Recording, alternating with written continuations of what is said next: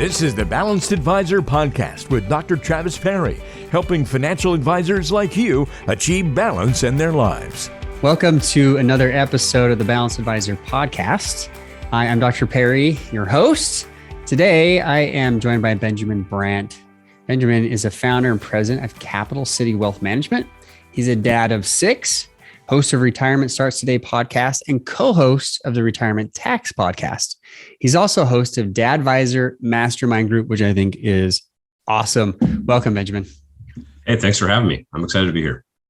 Absolutely. Tell us a little bit how you got into the industry, serving, specifically your clients as a financial advisor.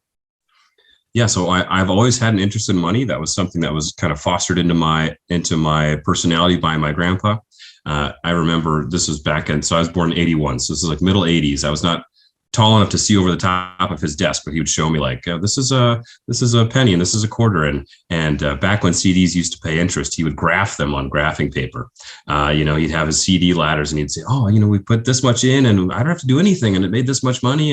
And he worked for soil conservation, which is like a rural government thing. But if being a financial advisor would have been a thing back in the 60s, I think he would have been one. He was always talking to his broker back when that was a thing, and trying to get in on IPOs and things like that. And penny stocks, he had investment clubs. So all the old dudes from church would come over to the house and they drink beer and talk about investment club. And so it was just always a part of my thing.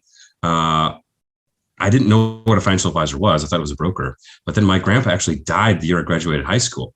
And my grandma's still alive, and I'm old. You can see the gray hair in my beard. So when my grandpa died, my grandma had like 4 file cabinets in my grandpa's office, and he kept every statement, every tax return. This is when tax returns was like a half a sheet of carbon paper from like the 30s. He had it, and my grandma said, I don't know.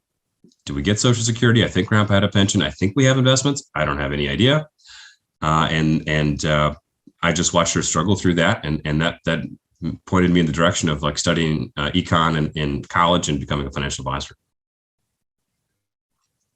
That was a really cool, heart-wrenching story too. I mean, you lost your grandpa. I'm so sorry about that.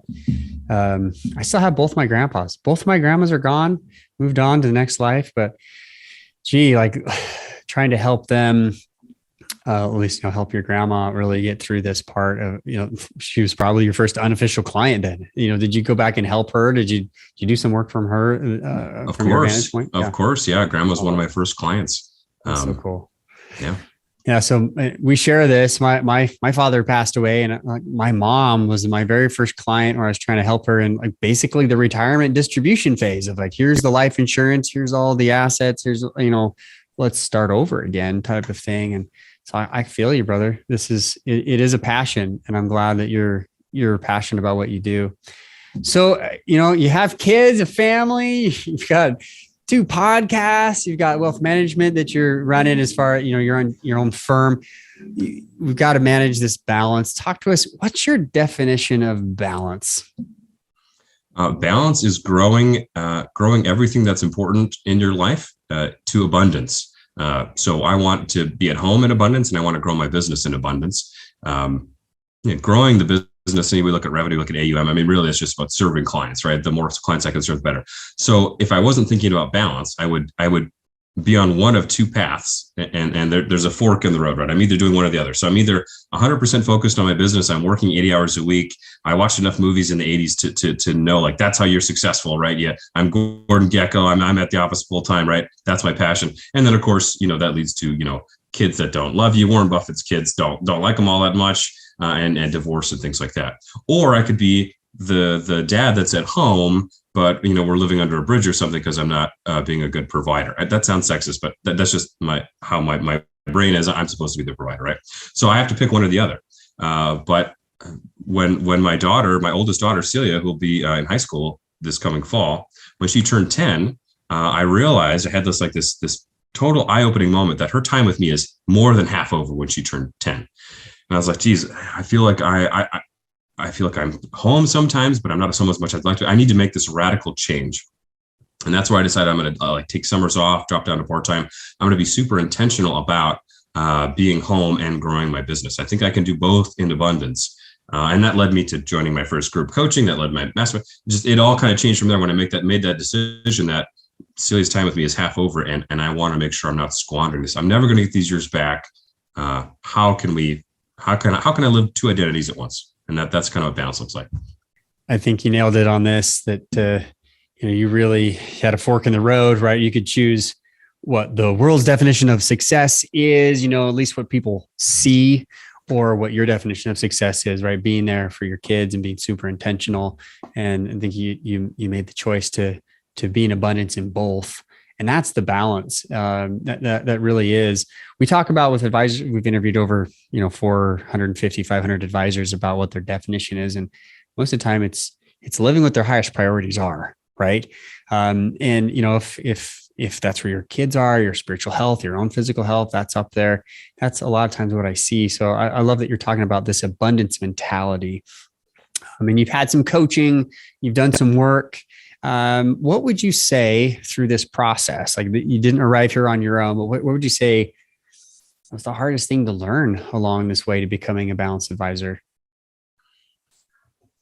Well, I mean, there's a lot of stuff. Those who pay attention. That was probably one of the biggest things that I learned. When I decided, before I decided to be a podcaster, I thought I was a blogger. And so I went to Smart Passive Income, Pat Flynn's, and I downloaded anything that had WordPress in the title, or anything that had later on, anything that had a podcast. And I just listened while I cut the grass stuff. And I just listened and I listened. And it wasn't until I peeled off $2,500, which is all the money I had in the world. And I bought Jeff Rose's Online Advisor Growth Formula. It was a blogging course, SEO blogging, funnels, lead magnets, email lists, all that stuff. And he was also in the military, as I was. So I talked him into giving me like a military discount on that. Because I paid $2,500, I was going to do absolutely everything he said to do in the course. Like, if he said wear a tutu and a top hat to the office, I was going to do it, because he had the success that I wanted, and I was going to implement exactly. And I did. But it turns out I implemented his blogging course for my podcast. And a podcast is a blog. I mean, we could sort of get into that backwards, but as a Google, they're the same thing. Then it was those who pay attention. Then I started investing heavily into coaching and masterminds and courses and you name it. I was shoveling money at it. Like, the more personal improvement I could get, the more I wanted. So I was just sort of addicted to personal improvement. So I forgot what your question was, but yeah, that's kind of how I got here. Just constant reinvestment. Yeah, no, I like it. In my book, we talk about 4 different personalities when it comes to achieving balance. The first one is all of them. Well, the first was a do-it-all. Like, I want to do everything. And then they realize, oh crap, I can't do that. I need to be productive. And so then the productive guy becomes a productive workaholic because he doesn't have boundaries. He's like, whoa, I'm so productive, but I'm still stuck at work. The third personality is the personal developer. Someone who really heavily invests into personal development and in improvement, like you've done. But the problem is with this guy, and this is where my question's coming in. This guy struggles with one thing, and that is he tends to make personal improvement and development almost his coping mechanism for workaholism. And that can become an addiction, right? It becomes so, we throw that word around, addiction, like it's nothing, but it can be addictive. Let's just say that. And it is a coping mechanism. So let me ask you this. How much do you involve your wife, your spouse, your family with your goals, business, work, personal, like anything under the sun? How much do you involve them? Yeah, we talk about it. My wife and I talk about it. In fact, I just got off my mastermind call with my dad advisors, and that was one of the things. One of the dads is making some big changes, and he said he wanted to bring his wife in on the process, and we talked about that. I said, the discomfort and the intensity that it's going to take to get to these goals, it's not going to be worth it unless this is a massive win for both of us. So, if you're paddling in the wrong direction of your spouse, you're going to exert extreme effort, and you're going to get there, and you're like, "Yay for us!" And she's like, "I didn't want this in the first place." So you've got to have these open communications, because, man, to radically transform your life and live life in balance and earn an amazing income working part-time and deliver massive value to your clients. If that's not what your spouse wants to do, like, it's going to be all for nothing. It's like that 7-spoke wheel. You mentioned spirituality, but there's like 6 other ones. If we're not attending to all of those, our wheel's not really going to turn if it's got like 1 or 2 or 3 flat edges. So you've got to, and that's just balance, right? So a big part of that is making sure you've got, I don't even want to say buy-in, Because if you approach your spouse with this radical idea and say, this is what we're going to do, some spouses will just say, oh, okay. I mean, if that's what you want, I'll support it. It's not buy-in. It's we're collaborating towards this goal. I'm so glad you said it, because, we say it in the book, Achieving Balance, it's the very end. And this is where the personal developer really becomes a balanced advisor, when they involve their spouse. It's accountability, right? It's not just buy-in, like you said. It's not like, okay, whatever, honey, you do, I'll do me. But it's really this accountability. And I know some of my clients sometimes they push against this, like, oh, my spouse would never, they couldn't, I wouldn't want to. And what I have found is when they try and just get some accountability with each other, even if it's, hey, honey, I want to accomplish this, and this year. What are your ideas? Would you support me in that? And yeah, there's some buy-in there, but then it's, what do you want to accomplish? And how can I help you? John Gottman, there's two Johns. John Gray is the one who wrote the book, Men Are From Mars, Women Are From Venus, built on no research whatsoever. And it's actually been shown to do harm for relationships, just FYI. Number two is John Gottman. He is like the godfather of relational research. He's amazing. He says they can predict at their institute up in Washington, 97% to 97% accuracy of couples who will divorce or couples who will be successful. And there's some key things in there.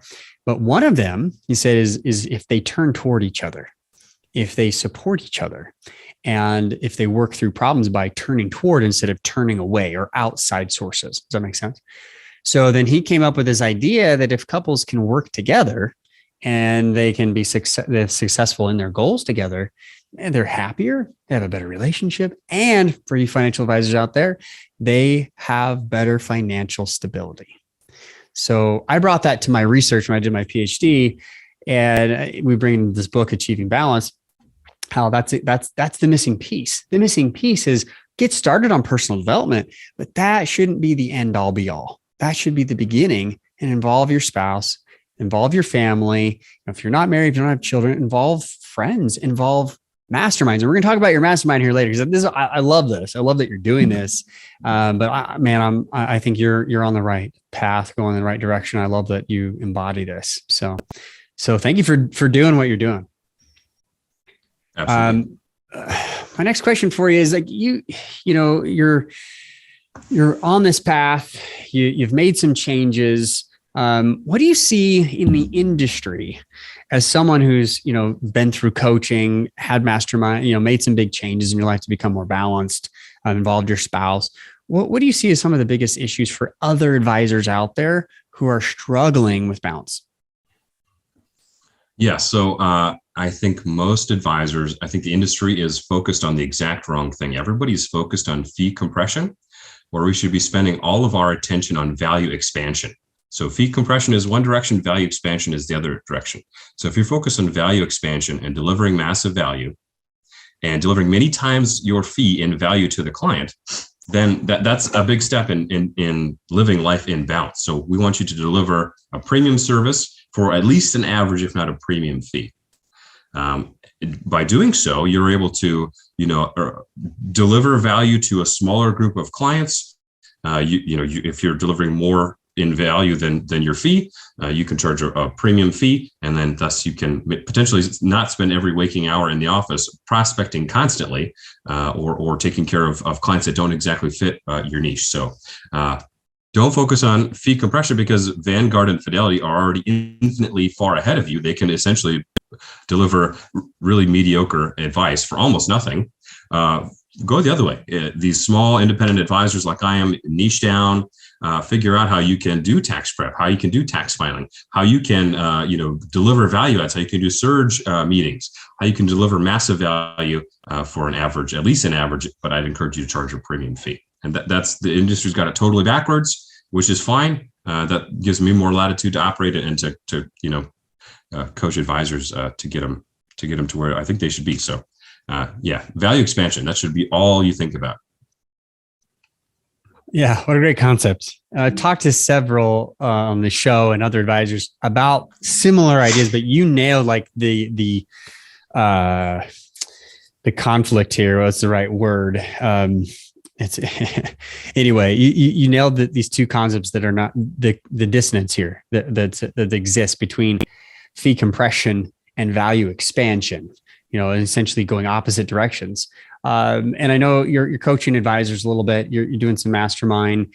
What else? We'll get to that in just a second. But what else have you seen besides this issue? Because we know this is an issue. And you talked about niching down. So actually, let's go that direction. Let me change my thought pattern. Let's go into niching down. I talk about this all the time with my clients. Kate just brings this up in the industry when you really find a niche. But so many advisors kick against this idea. Why do they kick against it? And what have you found when you've been able to really niche that you've been successful? Yeah, so advisors really bang against this because they don't realize that their primary differentiator is no longer a differentiator. And if that's not true, it absolutely won't be a differentiator in 3 to 5 years. Most advisors' primary differentiator is I'm down the street, right? I'm geographically sort of close to you. I'm the best advisor on your block. Might not be the best advisor in my town or in my region, but hey, I'm easy to drive to. When we niche down and we learn how to deliver massive value virtually, we can find 80 to 160 clients that we are the absolute perfect advisor on the planet for, and then we can charge, deliver massive value at a premium fee. So advisors butt against the niche because being geographically specific to someone is still in their mind sort of a differentiator. It isn't, and it's becoming more and less so by the minute. So that's something I focused on in a bad way early on. Like my Kitsis episode, I was trying hard to rank for North Dakota Financial Advisor because I thought that would bring in all of the leads. But then, I just wasn't far enough ahead of myself to realize that really my niche is retirees. Why throw out a net for the whole state when maybe 20% of the people that visit my website are going to be retirees? I'm sifting through this. I'm taking 3 steps backwards to take 1 step forward. And that's when I pivoted away from the blog and pivoted to the podcast, treated the podcast like a blog, ranked for the search term retirement podcast. And then everything was kind of a hockey stick from there. So just because someone lives in your city doesn't mean that you are their perfect advisor and they are your perfect client. We got to niche down. We got to create online content, find our 80 perfect clients, end of the rainbow clients, and serve them, deliver massive value on an ongoing basis. Love this. I'm gonna have you back up a little bit. You were doing the blog thing that was going okay, and then you switched over to the podcast, and you took this step into finding this better niche. What have you found since starting the podcast? Let's talk about that because that seems to be where it's really surged for you. Why switch mediums? And, I get it. The niche is different, but why switch mediums and why this focus? Well, I'm a failed blogger, I guess. It took me like 3 months to write like a C- blog post. And I was like, this isn't sustainable for me, but I could talk forever. I mean, we could talk for hours, and we might. So I could talk forever. And then when I first started to have engagement through the podcast, and I can't overstate this enough. Meeting with your ideal client and having that prospect to be able to literally finish your sentences, that is really hard to quantify how valuable that is. There's almost like a D-list celebrity vibe to Ben, I've listened to every episode. I can't believe I'm actually talking to you on the phone. How do we do business together? That is rarefied air for a financial advisor to be in. And if you're creating digital content, it's going to happen eventually. Yeah. So, you're getting content out there. You're really niched into this very specific niche of retirees. And you're finding that you get on the phone with people because they've listened to your podcast, they know your content. And now are they better clients for it? Are they easier to work with? It sounds like you're saying they finish your sandwiches. Sentences there. Sorry, the Disney reference, but you guys are really clicking. It's a really great fit. Yeah, you work half as hard to go twice as far. In the same way that a good website will scrub away 90% of your non-ideal fits, a podcast will do 99%. They know how I feel about asset allocation, about buckets, about guardrails, about passive versus active, about life insurance, about annuities, about guardrails, about you name it. if they didn't agree with me like 100%, they wouldn't pick up the phone. They don't want to waste either of our time.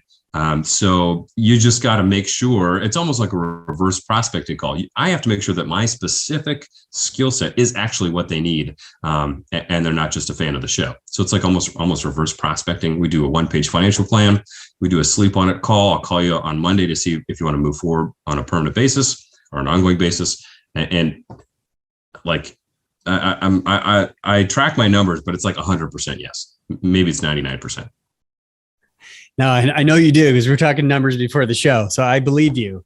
I believe you track these, and it sounds like that is a brilliant plan. I know that there are many out there that Carl Richards, for one, who, 1-page financial plan. He loves that type of approach too. And it's simple, isn't it? I mean, it's not simplistic, but it's simple, and people get the concepts, and they like you, they don't like you, they like your process, they don't. So you're not spending a whole lot of time convincing people, it sounds like. No, I don't think so. I mean, I have a couple things that I'm listening for in the prospect call. Willingness to hire an advisor, willingness to delegate, willingness to collaborate. I don't want it to be a total one-way street where they're like, you do everything, I have no interest, or I'm going to do everything, but I kind of want your input. I want somebody that's kind of in the middle of those two of that spectrum. Yeah, I forgot your question again, but yeah, it's that's what we're listening for. Oh, so I say, here's what I'm listening for. What's top of your mind financially? We have a 20-minute phone call, just a conversation. You're muted. Sorry, I thought I was unmuted. Second time I tried. I'm good now. So the two-way street idea, like, you want a good fit. And so if the podcast will scrub you at 99%, and then you have a very brief call to see if this is a really good fit, man, it sounds awesome. Sounds beautiful. Why do you think then, you know other advisors out there who are not podcasting? Here's a podcaster, you're an advisor, you're not selling the podcast service, So as an advisor who's been here, done this, and has really benefited from it, what would you tell those other advisors out there who are not podcasting that they ought to do something? You're going to be an advisor 5 years from now, unless you quit or die, but you're going to be an advisor 5 years from now, whether you start a podcast or not. Why not start a blog? Why not start a TikTok, Instagram, YouTube, podcast, something? You've got to have an online platform, because, Joe down the street living in the same city as you means very little today. It means nothing 5 years from now. Like the three things that you can talk about is like your sex life, your health, and your finances. Well, the first two, we're already meeting with doctors online and meeting with therapists online. If you're not able to deliver end-to-end value virtually, the ship has left the harbor. You better start paddling. Yeah, I couldn't agree with you more, especially what we've been through. Like, I've been using Zoom since 2006. Like, this is nothing new for me. I've been coaching online for a long time, teaching online. I wish I had purchased Zoom stock. That's a different story. Your grandpa would have. Your grandpa would have. We were drug into the Zoom world, kicking and screaming. This is pre-pandemic, but I hope you're sitting down, Travis. This might shock you, but sometimes when people retire in North Dakota, they want to move to warmer climates. They get sick of shoveling. So they move to Florida and parts of Colorado and Arizona and Texas and California. Maybe not so much California, but so we wanted to retain them as clients. So it was like, well, I guess we're going to try this phone call thing. Well, that didn't work very well. So we're going to try this Zoom thing.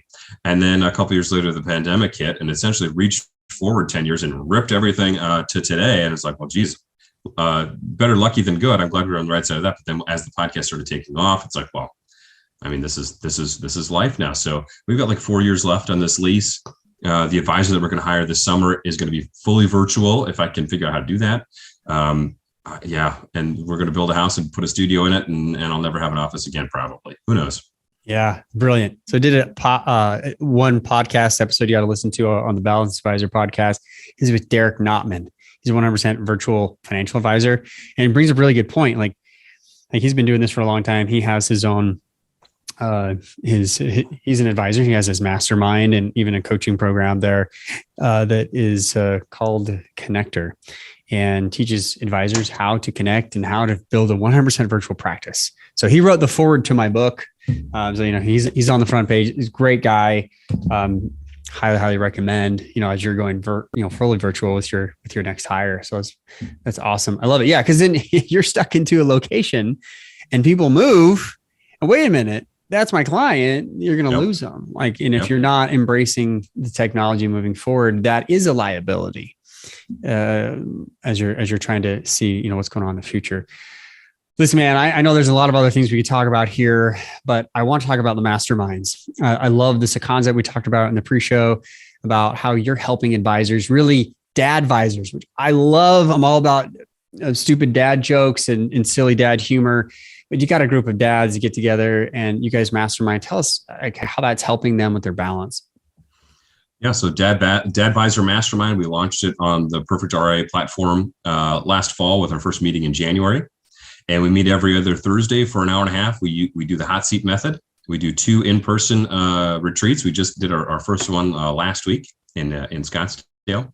And we went fencing and we went to a boxing class and went to some stand-up comedy and smoked a lot of cigars in a hot tub and just, solved all the world's problems. We really believe in extreme accountability, where we sort of set these punishments. If you don't do what you say you're going to do, something awful is going to happen to you. And then of course, by design, you do the thing you said you were going to do because you don't want the awful thing to happen to you. And there's always, we think of really funny or creative things, and I can give you some fun examples, but so it's financial advisor dads. They want to grow their business. They want to deliver massive value to clients and they want to spend a lot of time with their family. At the surface, it seems like maybe those things are competing, but if done right, we can have all of it, all of the above in abundance. So it's a mastermind group. We did something kind of interesting. We believe in delivering massive value at the Perfect RIA, both for our clients, but also for our advisor customers. And so we set, it costs about $20,000 to be in the program for a year, but we guarantee a 10 times return on your investment or half of your money back. So I'd never heard of an offer like that before. It's something I just kind of thought of, and the guys that run the Perfect RIA were all about it. So that's our offer. If we don't deliver 10x your money, you get half of it back because we can only meet you halfway. I mean, you've got to do the stuff that you said you were going to do. But so that's the Dad Advisor Mastermind group. I'm having a blast, man. There's a couple of guys and one gal on my Mount Rushmore of like people that changed my life. I want to be that dad on 100 advisors Mount Rushmore. Yeah, this is so cool. You're the first on the show that I've ever heard of like doing a mastermind that really is for my ideal client, these dad advisors who really need balance, right? And they struggle with it. And the difference, we talked about this in the pre-show, the difference between coaching and masterminding. Like, I'm not an advisor anymore. My licenses are gone. Maybe someday, I hire a CFP and, we do something, and I start a business, but I'm not doing that. I'm fully focused here, helping the industry to grow. And so I'm not in this space. So to be in a mastermind wouldn't make sense for me. But for you, I love this because you're an advisor, you're a dad advisor trying to make sense of balance, achieve abundance in both areas of your, all areas of your life, really. And you're moving forward to help other dad advisors do that. If they want to be involved in the Dad Advisor Mastermind, how can they get a hold of you? What can they do to find out more info? I would say subscribe to the Perfect RIA podcast. I read Who Not How, written by Ben Hardy, who's now my coach this year. And so he's all about who not how. So I knew I could probably do it myself, but it wouldn't be near as cool. We wouldn't have it as organized. So I partnered with the Perfect RIA platform. I also develop some courses for them. So follow the Perfect RIA podcast. Follow me on Twitter at RetireMeASAP, because retirement starts today wouldn't fit into a Twitter handle. So that's what I made it. Yeah.